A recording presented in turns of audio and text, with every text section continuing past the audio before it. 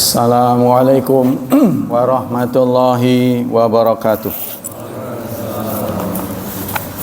Innal hamdalillah nahmaduhu wa nasta'inuhu wa nastaghfiruh wa na'udzu billahi min syururi anfusina wa min sayyiati a'malina. May yahdihillahu fala mudhillalah wa may yudlil fala hadiyalah. Ashhadu an la ilaha illallah wa ashhadu anna Muhammadan abduhu wa rasuluh la nabiyya ba'dah.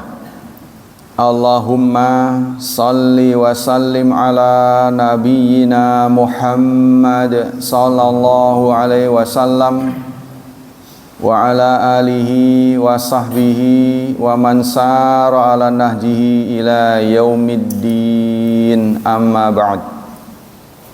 Ayo ikhwah, kita lanjutkan kajian tafsir masih surat ke-8, kali ini ayat ke-48, surat Al-Anfal ayat 48. A'udzu billahi minasy syaithanir rajim. Bismillahirrahmanirrahim. Wa idz zayyana lahumusy syaitanu a'malahum wa qala la ghaliba lakumul yawma minan nasi wa inni jarul lakum falamma tara'atil fi'atani naqasa ala aqibaihi wa qala inni bari'um minkum inni ara ma la tarawna inni akhafullaha wallahu syadidul iqab. Wa'idh, dan ingatlah. Ya, jadi ini mengenang masa lalu ya. Zayyana, ketika zayyana itu menghias.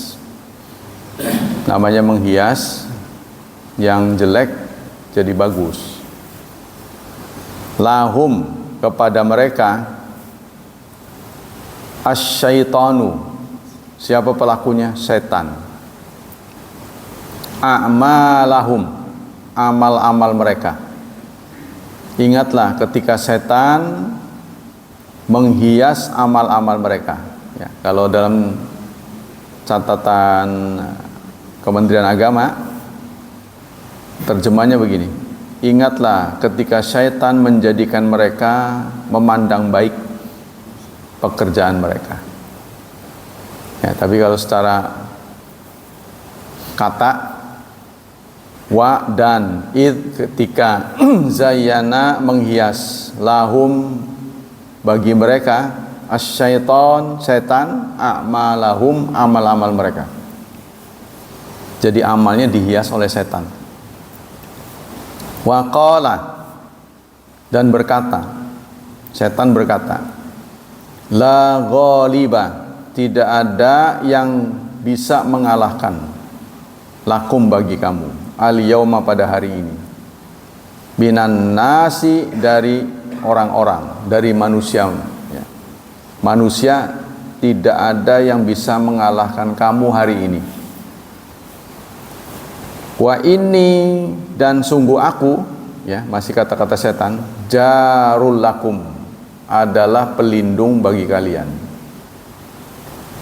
Falamma, maka ketika, taro'ati, taro'at, nah, asalnya taro'a ya,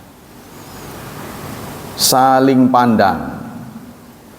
Saling pandang, siapa yang saling pandang? Fi'atan, dua kelompok ya, jadi kelompok orang yang perang ya. Ketika keduanya sudah berhadapan-hadapan, tarung saja, nakasok, maka setan mundur ala aqibaihi, di atas kedua tumitnya. Ini bahasa kiasannya, karena tumit kan belakang. Tumit kan belakang. Jadi maksudnya mundur dia. Berbalik arah. Ya, balik kanan. Wa qala, berkata juga. Kalau tadi berkata jarul lakum, sekarang berbeda. Ya. Inni bariun, sesungguhnya aku berlepas diri. Kalau tadi kan membackup, ya, jarul lakum, saya support kamu. Nah, maju, ayo maju. Kamu menang. Tapi giliran adep-adepan, ya, dia mengatakan aku berlepas diri. Maaf ya, saya Inni ara. Kenapa kok bisa begitu? Karena aku melihat mala tarawna, apa yang kalian tidak lihat. Jadi setan karena melihat yang tidak dilihat. Inni akhafullah, sesungguhnya aku takut pada Allah. Wallahu syadidul iqab, Allah itu sangat siksanya, sangat keras, ya. Nah, itulah sikap setan. Tapi nanti wujudnya apa? Ini kan jelas ini setan nih. Apa yang dihadapi oleh orang-orang musyrik, ya, ketika setan menghias mereka, ya wujudnya orang. Jadi setan ya orang gitu. Jadi bukan belongkotan setan tuh, setan tuh. Bukan, nanti kita lihat tafsirnya. Nakaso artinya roja ila khalaf. Nakaso ini ada kata nakaso, itu artinya kembali ke belakang, mundur dia.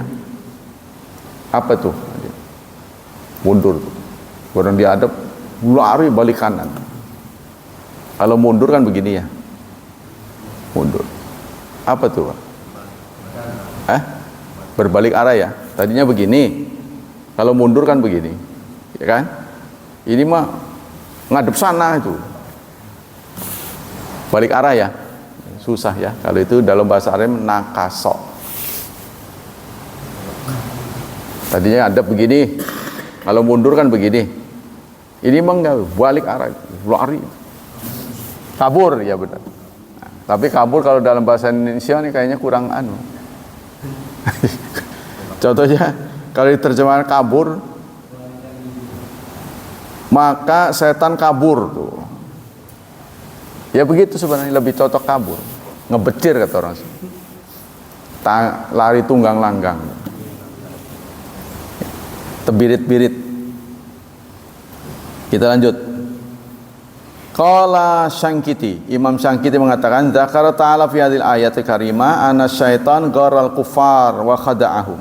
Pada ayat ini Allah ingin menyampaikan, mengingatkan bahwa setan ya pernah terjadi menipu orang kafir. Ngetuk.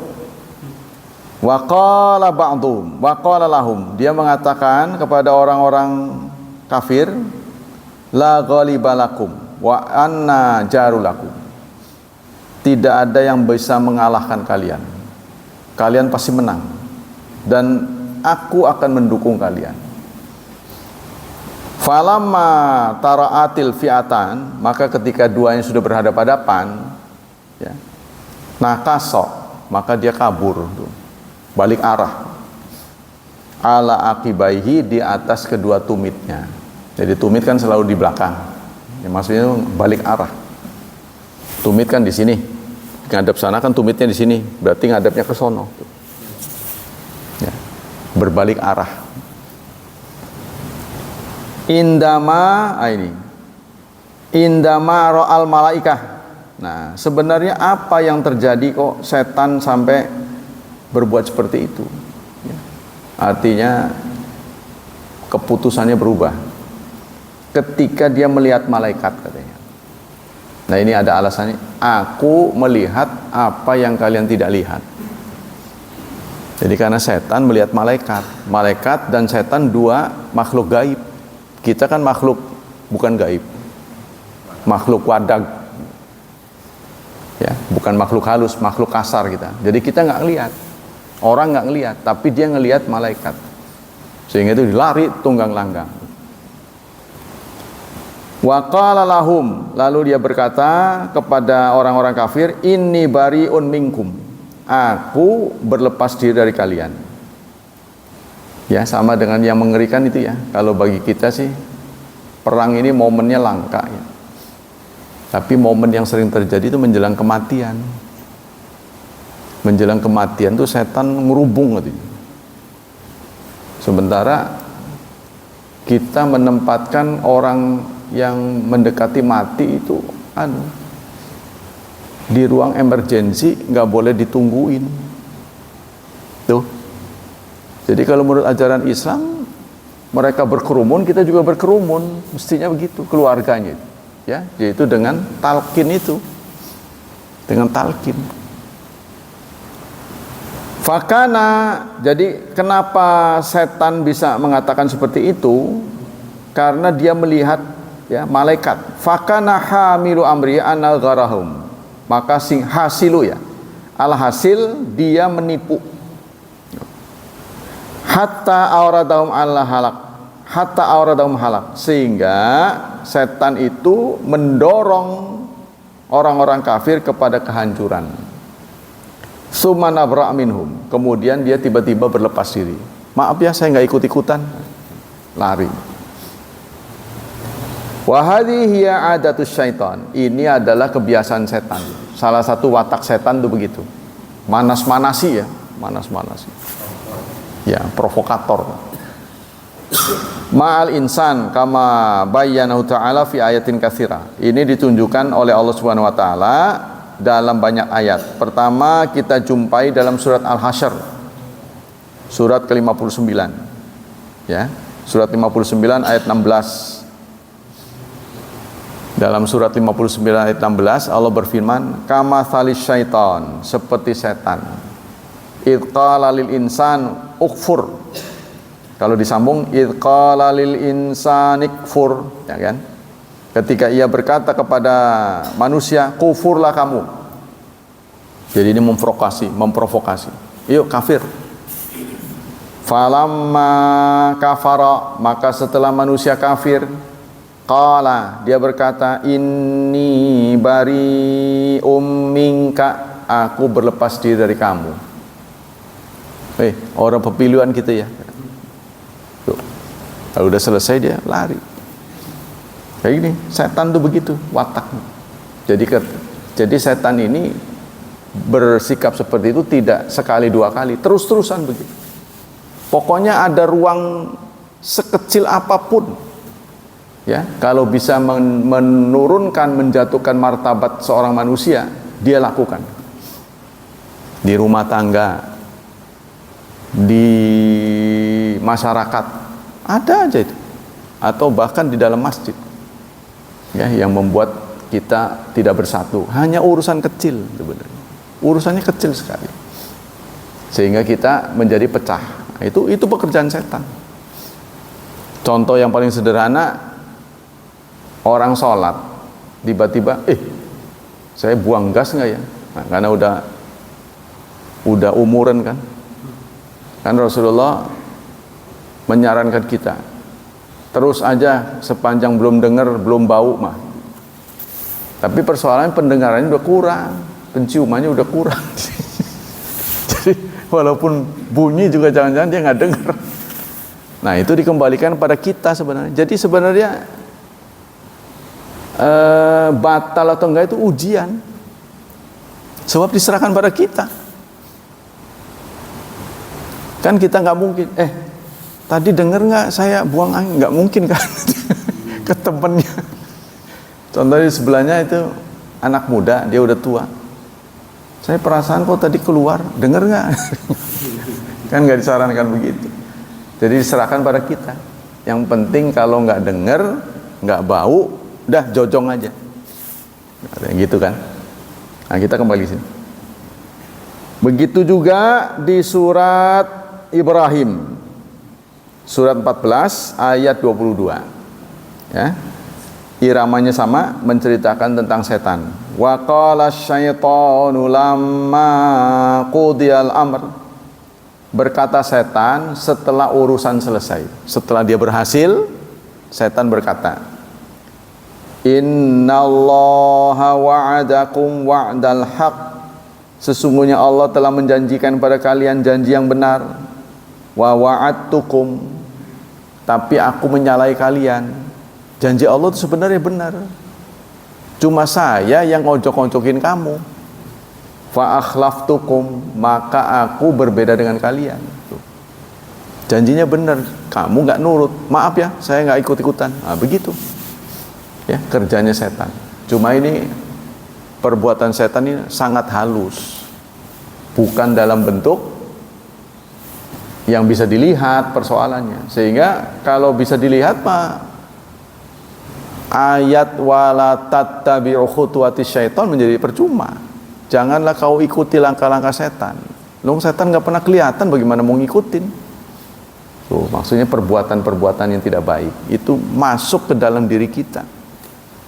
Ya, kalau bentuk ya bentuk kasarnya kita sendiri. Wong yang marah kita kok. Cuma dipengaruhi oleh setan, suara setan. Kita kembali sini. Kemudian sampai dengan ayat inni kafartu bima asyraktumuni min qabl. Ya, di ayat yang sama lanjutannya, pada akhirnya setan mengatakan, aku kafir. Aku tidak setuju terhadap apa-apa yang kamu serikatkan. Kamu musyrik, saya nggak setuju. Nah, saya ngajakin aja gitu. Ya, karena setan sudah merasa ya ditakdirkan menjadi penghuni jahanam karena ada Nabi Adam. Begitu ada Nabi Adam, katanya nyubi ya, pendatang baru. Ya kan? Biasanya di mana-mana kan begitu tuh. Kita di kantor nih menjadi karyawan lama. Begitu ada karyawan baru langsung naik tuh. Derajatnya. Pasti yang lama itu memprovokasi nanti. Ya, kalau kita yang diperlakukan seperti itu ya, nasib kita beruntung, level kita naik lebih cepat dari teman-teman yang udah lama. Nah, yang lama ini pasti timbul dengki, cemburu. Nah, itu. Kemudian dalam ayat yang lain Allah menyampaikan juga tentang janji setan, surat 4 ayat 120. Ya'iduhum, setan menjanjikan mereka, wa yumannihim, dan menjanjikan angan-angan kosong, pepesan kosong. Wa ma ya'iduhumus syaitanu illa ghurura. Tidaklah yang dijanjikan setan melainkan gurur, bohong. Nah, ini buat kita. Ya, kita harus ingat umur. Sebab sekali lagi kita memang diberi kebebasan, tapi kebebasan yang terbatas. Artinya di batas tertentu kita harus pulang. Jangan sampai saatnya pulang kita nggak ada persiapan. Itu yang kita harus waspada. Ya, sekali gagal ini nggak ada ulangan. Berarti ujian kan ada dulu. Wah, nilainya jelek, boleh diulang. Nggak bisa kita. Sekali gagal udah. Nggak bisa balik lagi. Jadi artinya waktu itu tidak bisa mundur. Itu yang kita harus ingat. Ya, kalau kita punya cita-cita, umur terus bertambah nggak tercapai juga, ya berarti Allah tidak kehendaki. Udah terima aja. Pengen kaya, semua pengen kaya raya, menjadi miliuner, contohnya. Sampai usia udah banyak peringatan. Ya, sudah masuk usia uzur, nggak kaya-kaya, malah berkurang. Nah, berarti Allah tidak menghendaki Anda kaya. Kalau Allah menghendaki kaya, pasti akan dipermudah. Permudah. Seperti seorang kakek cerita pada saya, dia dulunya preman. Pokoknya ada yang nggak beres, main hantem gitu. Nah, di usia tertentu dia sadar, kemudian dia dagang. Lalu hasil untungnya itu dipakai untuk daftar haji. Kalau dulu kan antara daftar dan berangkat kan cepet, kalau sekarang kan lama. Sampai istrinya aja kaget karena namanya didaftar tapi dia nggak tahu kemana Pak, udah pokoknya ikut aja. Nah, dibawa ke tempat haji, ke bank untuk daftar. Gitu, Bapak udah daftar? Iya, daftar. Ternyata dari hasil keuntungan. Begitu pulang haji, ya, dagangnya rugi. Dia bilang ini ujian terberat buat. Jadi kan seakan-akan nanti akan ada tuduhan, ya Allah, saya sudah mendekat kepadamu, mengorbankan uang, kok malah saya dikasih mundur begini. Nah ini ujian. Tapi kalau resep saya sih, berangkat lagi nanti akan maju. Ini ujian. Sepanjang Anda mundur, berangkat lagi ke sana. Buku berangkat nggak ada. Nah, insya Allah nanti biasanya kedua ketiga itu akan maju. Biasanya yang saya lihat ya, fenomena banyak teman-teman begitu. Jadi memang banyak yang terjadi kalau Anda pedagang ya, kalau lagi usaha itu begitu berangkat sana tuh rontok. Makanya orang sering nakut-nakutin, awas lu, awas ya. Itu memang gejalanya begitu. Ya, secara kasat matanya begitu. Tapi insya Allah bisa berangkat lagi. Kita lanjut. Qala Muhammad Rashid Ridha. Nah ini di tafsir Mufassir Mutakhir ya. Berkata Muhammad Rashid Ridha, beliau murid dari Muhammad Abduh ya. Ara'ai wadhkur ayyuhar rasul lil mu'minin. Ingatlah Rasul, ingatkan Rasul kepada orang-orang mukmin. Apa yang diingatkan? Idz zayyana musyaitan liha'il musyrik. Ketika setan menghias kepada orang musyrik amalahum, amal-amal mereka biwaswasatihi, dengan waswas. Karena ada yuwaswisnya. Ya, bentuk madinya, bentuk masa lampaunya waswas. Bentuk progresifnya yuwaswisu ini. Maju mundur manjar. Ya. Khannas itu seperti saya pernah tafsirkan mulur mungkret. Jadi setan itu sifatnya mulur mungkret. Kalau kita ingat dia kecil, ngempes. Kalau kita lalai dia membesar. Tapi konon itu bukan setan aja. Pada binatang tertentu juga begitu. Jadi dia memahami sikap kita. Salah satunya adalah primata. Kalau kita menghadap monyet, kita takut, dia berani. Kalau kita berani, dia takut. Jadi binatang pun tahu. Ya, gelagatnya ini. Oh ini takut. Sampai sekarang ada mesin untuk mendeteksi bohong ya. Di kepolisian tuh ada. Jadi mesin kita duduk, ditanya, si mesin ini bisa mendeteksi berapa nilai kebenaran yang pernyataan disampaikan. Jadi lie detector. Wa qala lahum bima alqaw fi hawajisihim. Dan setan berkata di hati mereka. Nah itu, jadi bukan dalam bentuk tampilan fisik, tapi masuk ke dalam dada, berbisik. La ghalibakumul yawma minan nas. Tidak ada yang bisa mengalahkanmu. Ayo terus.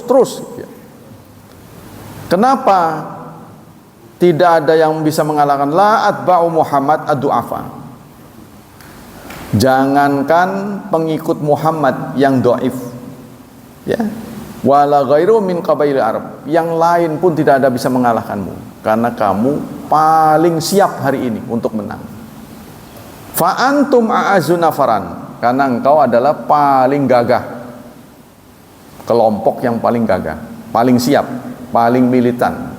Wa aktsara nafira, dan paling banyak, paling siap, paling banyak. Wa a'dzamu ba'san, dan paling besar angkatannya, alutistanya, paling keren ya. Wa inni ma'ahadza, aku bersama ini, wal halu anni jarulakum, aku menjadi supportermu. Setan itu berbisik. Qala Baydawi fi tafsiri wa awhamahum anna itba'ahum iyahu fi ma yazunnun. Kata Imam Baydawi, maksud dari setan ini berkata, itu menaruh ya waham. Waham itu apa? Sangkaan di bawah 50%. Ya, kalau 50% namanya syak, ragu. Kalau di atas 50 namanya dzon, prasangka. Kalau di bawah waham, kabar burung, belum pasti, itu waham. Anna itba'ahum yahu fima yadhunun annaha qurubat mujirul lahum. Ya, dia memberikan ilham, hatinya berbisik akan dibantu, pertolongan akan banyak datang. Hatta qalu Allah mansur ahdal fi'atain, sehingga mereka mengatakan, ini orang kafir pun berdoa, ya Allah, ya, tolonglah orang yang kelompok yang paling benar. Jadi mereka mau perang pun dengan angkatan senjata yang lengkap berdoa, ya Allah tolonglah kelompok yang paling benar. Jadi mereka menganggap dia paling benar. Jadi bukan nggak doa ya, berdoa itu. Wa afdalud dinain, dan agama yang paling baik. Nah, itu. Karena mereka menuduh Nabi Muhammad dan teman-temannya ini sudah merusak tatanan, sudah banyak bikin ribut gitulah singkatnya. Ini bikin gara-gara ini. Ya. Nabi dan kelompoknya dan sahabat ini sudah bikin gara-gara. Sejak kehadiran mereka lah kita jadi kacau. Nah, gitu. Ya Allah, beri petunjuk agar mereka dimusnahkan. Sampai begitu, mintanya kepada Allah. Ya, bukan kepada patung ini. Allahumma. Allahumma. Unsur tuh. Tolonglah. Nah, falamma tara'atil fi'atan, maka ketika kedua golongan, kedua pasukan itu sudah berhadapan-hadapan, nakasa, dia pun kabur. Ai falamma qaruba kullu min fariqaini mutaqatilain min akhar, artinya ketika masing-masing kedua pasukan itu sudah dekat, wasara bi haitsu yarahu, kedekatannya itu kira-kira sudah bisa saling pandang. Nah itu, jadi dulu kan nggak ada meteran kan, dekatnya seperti apa udah saling pandang, sudah kelihatan bentuk orang-orangnya, sudah kelihatan. Wa ya'rifu halahu, dan sudah mengetahui sikap mereka, senjata yang dibawa sudah tahu, sudah depan-depan, tinggal prit gitu kan. Wa qabala ayalqahum fil ma'rakah, dan sebelum betul-betul tarung, menjelang tarung sudah depan-depan. Wa yastalina ruqital ma'hu, api perang sudah dinyalakan, ya, tinggal baku hantam. Nakasa, maka setan pun berbalik arah. Ai raja'al qahqara, artinya dia pulang mundur, berbalik arah. Wa tawalla ilal wara, berpaling ke belakang. Wa huwa jihatul aqibain, yaitu arah kedua tumit. Nah ini kan tadi tuh ya, aqibain ini makna kias ya, karena tumit di belakang. Aymu akhirar rijlaini, artinya yang namanya akib itu adalah akhir dari kedua kaki ya, benjolan yang ada di kaki, mata kaki ya, tumit. Wa akhta'a man qala in min al-tafsir anna murad bit tara'i at-talaqi. Salah ya orang yang menafsirkan bahwa yang dimaksud tara'i, saling pandang, ini adalah baku hantam. Salah ada jika ada yang menafsirkan bahwa saling melihat ini baku hantam. Belum baku hantam.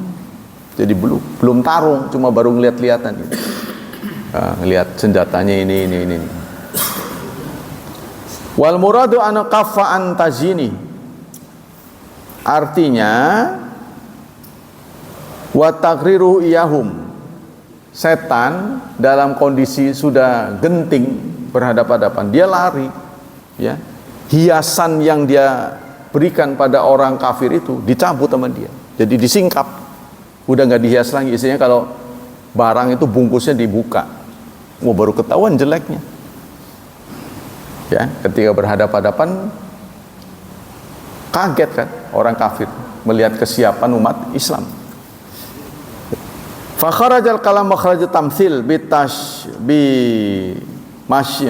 mutad wa waswasatihi bitasyayyi wa tashabihi wa waswasatihi bima dzakar bi hal muqbil ala syai' wa tarku bi halin man yanqusu al anhu. Ini cerita ya tentang grammar.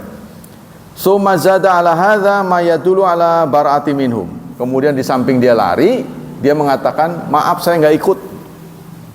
Nah, itu pengecutnya di situ. Kebiasaan setan itu begitu. Ketika kita sudah berlumpur, jatuh ke dalam got, lari dia, nggak mau nolong kita. Ya, dia mengatakan ini bariun minkum, ini aroma tarona, aita bara minhum. Aku berlepas diri dari kalian. Wa khafa alaihim wa ayisa min halihim lama ra'a imdadallahu muslimin bimalaika. Nah, ini karena malaikat melihat karena iblis melihat turunnya malaikat. Wah, nggak mungkin menang kalau begini, ngacir dia. Nah itu ya, jadi akhirnya umat Islam mendapat kemenangan gilang gemilang di perang Badar.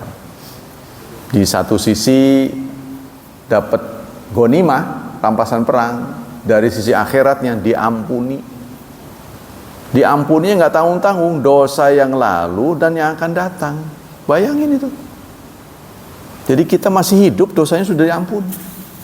Apa nggak maknyos itu? Ya kan? Dosa kita ini kan boleh jadi sudah diampuni yang lalu, tapi yang akan datang kan tidak ada janji dari Allah.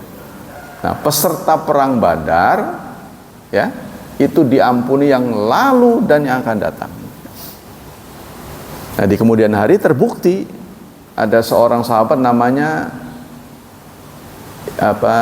Hatib bin Balta'ah yang telah berbuat salah, membocorkan rahasia futuh. Hatib bin Balta'ah ini sudah diwanti-wanti oleh Rasulullah, jangan bocorkan berita tentang futuh. Tapi Hatib ini bukan berniat jelek, dia pengen khawatir, ya. Dia hanya ingin menyelamatkan keluarganya yang di Mekah, karena terbayang oleh dia dua pasukan yang bermusuhan, dua kelompok, ya, masyarakat bersatu yang saling bermusuhan, tawuran minilah tuh. Maka terbayang sama dia, waduh, kacau ini bakalnya. Maka dia ingatkan keluarganya, ya, tolonglah mengevakuasi dirilah gitu. Tolong pergi dulu, nyingkir dulu. Nah, ini cepat diketahui oleh Rasulullah karena berita dari malaikat Jibril. Dikejar, nah itulah kurirnya seorang wanita. Ditangkap, kemudian Hatib diadili. Yang pertama minta waktu adalah Umar bin Khattab. Izinkan saya menebas lehernya ya Rasulullah. Tuh, teman sih teman, tapi begitu salah dia tegas. Nggak ada istilah nggak enak, itu langsung izinkan saya menghukum dia. Saya tahu posisi Anda wahai Umar, tapi tunggu dulu, Hatib ini member, nah gitu ya, member perang Badar. Sementara member perang Badar sudah garansi, kan? Garansinya belum dicabut. Dosa yang lalu dan yang akan datang sudah diampuni. Tunggu dulu. Maka itu turun, walaupun dalam bentuk hadis ya. If'alu ma syi'tum. Hadis itu. Lakukan apa yang kamu mau. Qad ghafarallahu lakum. Allah sudah mengampuni seluruh dosamu. Sudah diampuni. Jadi dibebaskan sama sekali. Tidak ada sanksi dalam bentuk teguran, tidak ada sanksi sosial, tidak ada. Kan Rasulullah menerapkan sanksi sosial kan banyak. Ada yang dihukum fisiknya, ada yang dihukum sanksi sosial, nggak boleh diajak ngomong. Jadi ada yang nggak ikut perang tuh. Wa 'alas salasatil ladzina khulifu, 3 orang dihukum oleh Rasulullah dengan tidak boleh diajak ngomong, diboikot, tapi dalam bentuk suara. Jadi orang ini kemudian datang ke pasar, Assalamualaikum, nggak dijawab satu pun, padahal dia ngelihat Assalamualaikum, menang banget. Bayangan tuh, Anda kalau digituin gimana? Nggak dengar Assalamualaikum, diam aja. Tuh, Rasul, sahabat bisa begitu? Ya, nangis dia tuh. 3 orang ini diperlakukan seperti itu gara-gara telat, bukan gak ikut, telat. Ya, sanksinya begitu.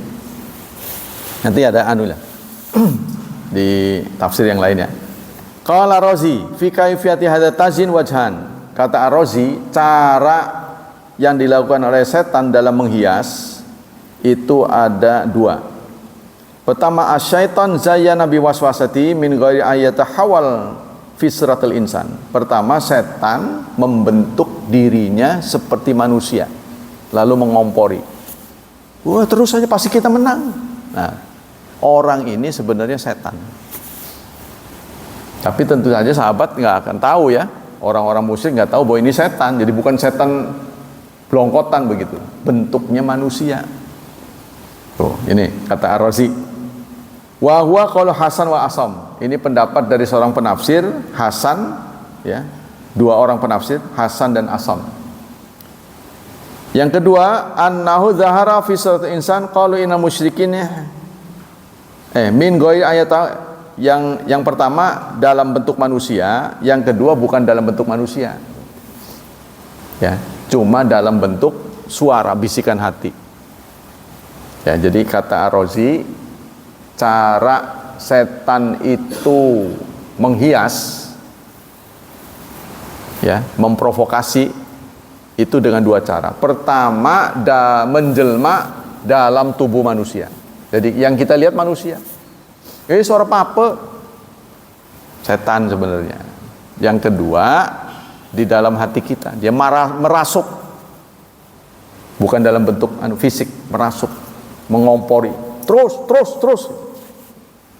Ya, kalau ada yang nggak bagus ya, yang bakalnya terjerumus dosa, dia terus nggak apa-apa itu.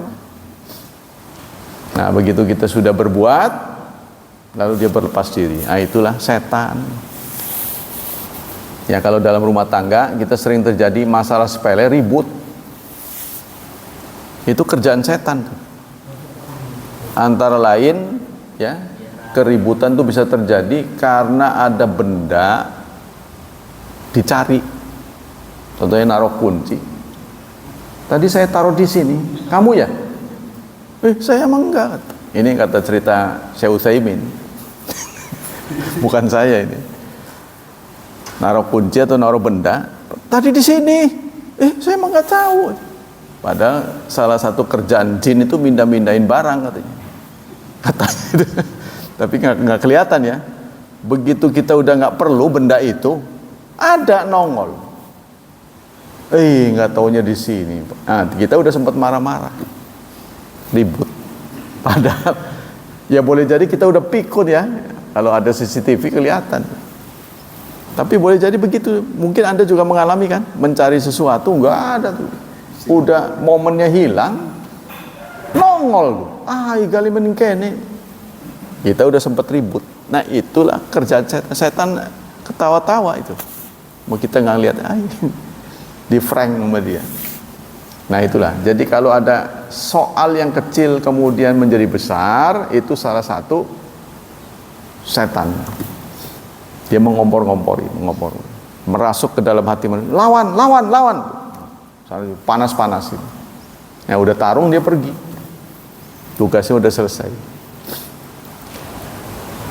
Ya, gitu kata Imam Ar-Razi. Ya, kita gantian sunnah. Ini masih panjang ini, tafsir ini memang luar biasa ya. Kalau dibaca satu-satu, kurang lebih begitulah. Jadi ini adalah koleksi beberapa tafsir. Jadi ayat ini menurut si A, menurut si B, menurut si C. Kita boleh pilih salah satu. Kembali kita ke Al-Kamil ya.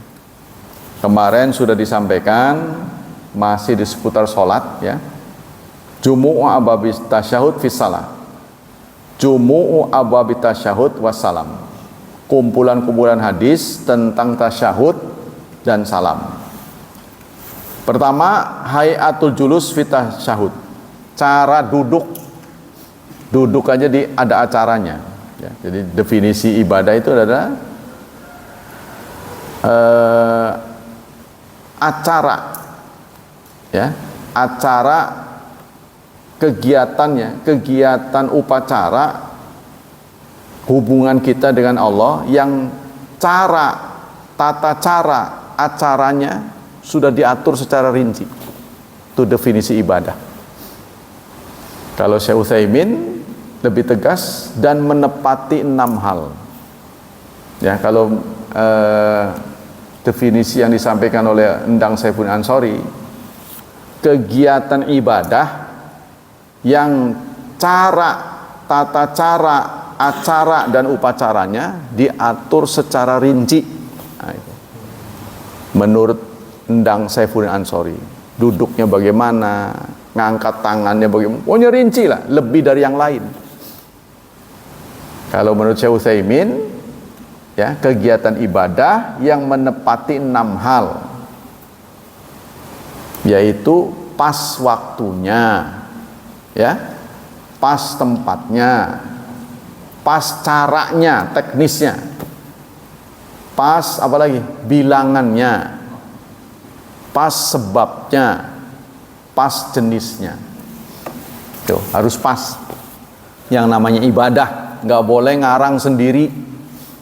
Contohnya tawaf. Apa tuh yang diomongin tawaf? Sebenarnya dalam ibadah haji tidak ada ucapan yang wajib.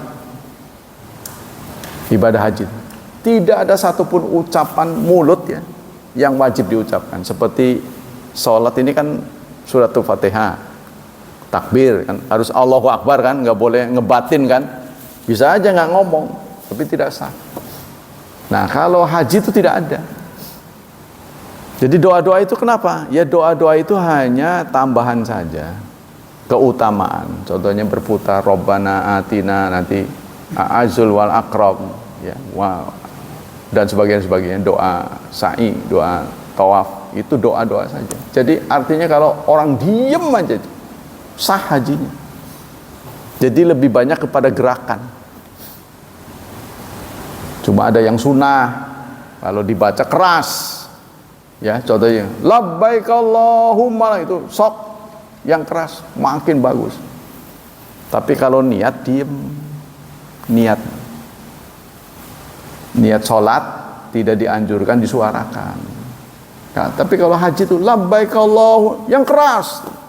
Nah, kita harus tahu diri, keras sih keras. Kita orang Indonesia nggak terbiasa, nanti serak tuh, tenggorokannya habis suaranya ya, ujung-ujungnya kurang minum ya. Hati-hati itu. Sekarang cuacanya Juni ya, nanti Juni, Idul Adha 6 Juni ya, belum puncak sih, tapi ya cukup panas. Puncaknya Agustus ya.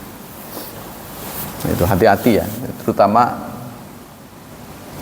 kita beda dengan di sana. Kalau di sana itu kelembapan udaranya berkurang, tidak seperti di sini, sehingga Anda tidak boleh menggunakan sinyal tubuh.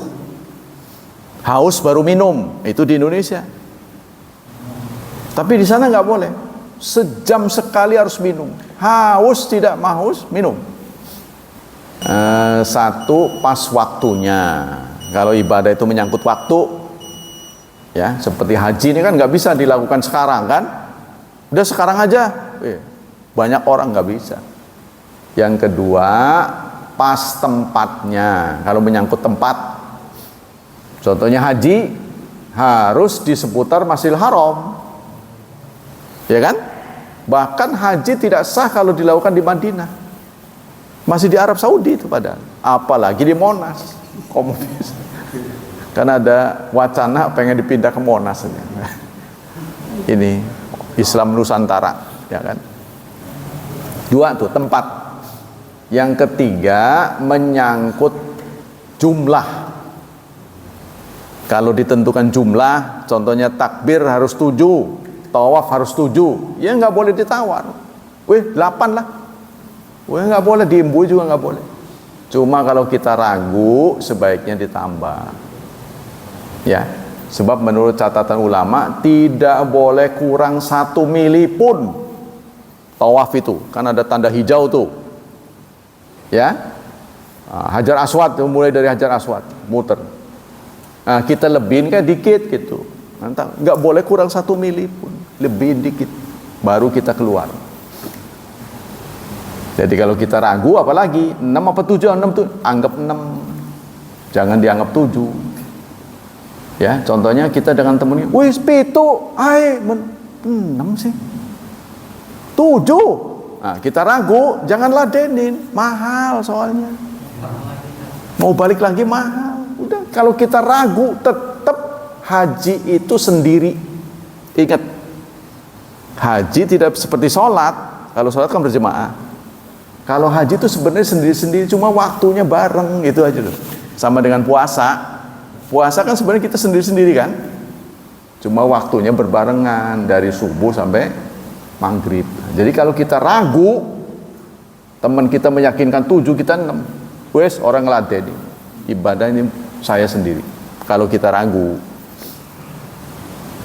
ya itu udah berapa? 3. Kemudian caranya, yang keempat caranya dari harus begini, harus begitu, ya, harus tepat. Yang kelima, jenisnya. Kalau menyangkut jenis, contohnya hewan yang boleh dipakai untuk kurban cuma 3: unta, sapi, kambing.